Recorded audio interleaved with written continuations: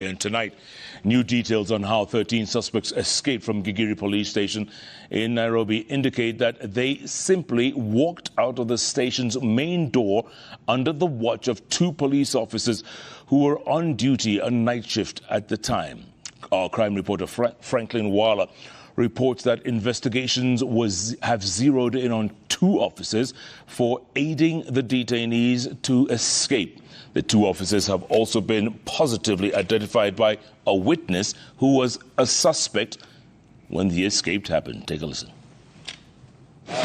It is emerging that the Gigiri police station detainees' escape was a well-coordinated assignment under the watch of 2 police officers.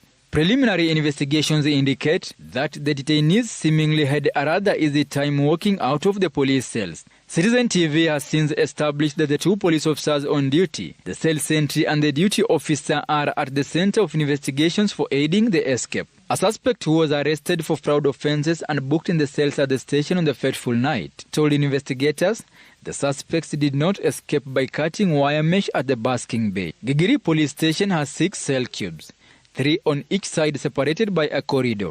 Collins Jumaisi Halusha, the KWARE murder suspect, was in a cell at the far end. He has been here since July 17th. His door was locked and he had been chained to the ground on an elevated metal sheet on the ground floor inside his cube. The cube adjacent to him had 4 detainees who did not escape. The next cube hosted 12 Eritreans. The suspect who witnessed the escape said he was brought to the cells at around 9 p.m. the same night and allowed by officers to keep some money he had. He confirms the duty officer took a roll call of all detainees some minutes past 12 midnight. At this point, the duty officer walked away and never closed the cell doors. He also says when he got into the cells at around 9 p.m., he found all suspects, among them Collins Halusha, on the corridor outside their cell cubes. Halusha had already been unchained and his cube door opened for him to access the corridor.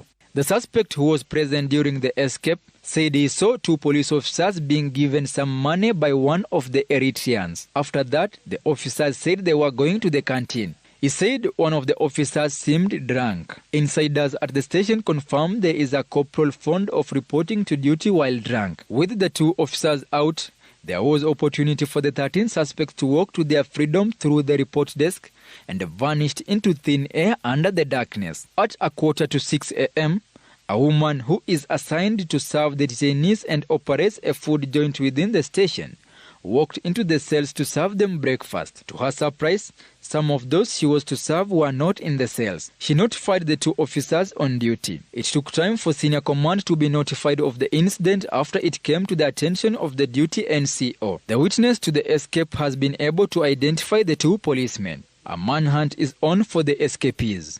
Franklin Wala, Citizen TV. So basically what we have watched there is something which is explaining that how the Kenyan police aided the expect. This is an inside job because there is no way that officer could open the doors for the where one of the key suspect or one of the profile suspect of KWARE murder is stored or is kept. And this guy was chained, later he was unchained. That is the chilling evidence that these 2 police may have been given money. In another incident from the story by Citizen TV, we noticed that these guys were given money by the Eritreans to go and buy something. It's a seemingly well orchestrated scheme where these police are being used to run some schemes. I don't know whether the police are underpaid. Indeed, they are supposed to be added some good money, because if you look at this scheme, the police indeed did something wrong by allowing these guys to escape. So basically the story tells us that the escape was a planned thing, and this thing was organized in a way that is seemingly saying that these people were planned to be escaping on this moment. These people were told that your time will come at this moment. These people knew that at this point we are going to escape, because the first question we have to pose is, why were they escaping at night? That means they couldn't do it at daytime. This was a planned key. Another key we can notice that this thing was done in a way that the police who were on duty, after taking that roll call, he left the door open as according to another suspect who was in the police cell. That is what he noticed. Why was the door for the suspect of the the one who witnessed the incident never opened? That means that thing was orchestrated. Good afternoon. Thank you. My name is Masengel Gilbert, Acting Inspector General of Police. With me is the DIG, KPS, DCI, and my colleagues that we are together here to issue a press statement. Currently, we are at the Kikiri Police Station within Nairobi. Today, August 20th, 2024, morning hours, there was an incident of prisoners escape that happened at Kikiri Police Station where we are as at now. 13 prisoners escaped from the cells, among them 12 Eritrean nationals who were arrested for being illegally in Kenya, and one male murder suspect, namely Collins Chumaisi Kalusha, who is connected with the KWARE murder incident. Our preliminary investigation indicated that the escape was aided by insiders, considering that officers were deployed accordingly to guard the station.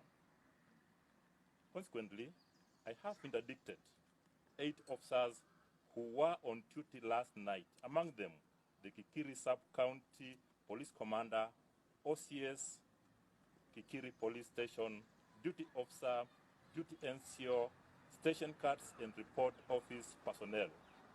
The matter is currently under investigation by Internal Affairs Unit, and any person found culpable will face full force of law. We have launched manhunt to rearrest the escapees. We further appeal to the members of public with any information that may lead to the rearrest of the suspect, especially the murder suspect, Collins Chumaisi Kalusha, to report to the nearest police station or through the police hotline numbers 999 or 112 or... So the police chief and top police in Nairobi have confirmed the incident, and they are saying that they are going to deal with thorough investigation, and the police who have been presented forward to assist with the investigation must face the law, and they are being investigated on how the crime happened under their watch, because at this moment the KWARE main suspect is a very key person in the country in terms of security threat, and this guy must be looked and must be investigated. But that means that indeed that was a planned thing by the police who were on site, so that the suspect can escape.